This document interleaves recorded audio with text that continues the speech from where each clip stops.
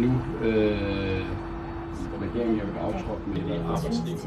Der er super meget forskel på, om man er startet på arbejdsmarkedet som 16-årig eller 17-årig, i hvilken fald partnervold i vores hjem. Der er vi altså nok for længst ud i en afgørelse af den russiske krig med Rusland, før det bliver en hjælp der. Så det handler jo om ret hurtigt at komme til at russisk gas. For våben også desværre i den her situation. It's a long campaign. It's 4 very intense weeks. You know, we're at it all the time, and I thought this would be a calming and a great experience. Meanwhile, meeting voters, so campaigning also has to be fun.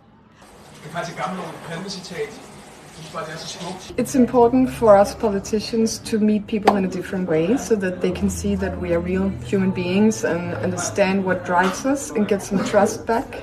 So for democracy, it's a better way maybe of stepping a bit out of the regular forms and meeting in new ways. And this whole election has been a lot of these things for me, a lot of different campaigning, playing handball, going to bars, instead of sitting in panels and fighting each other.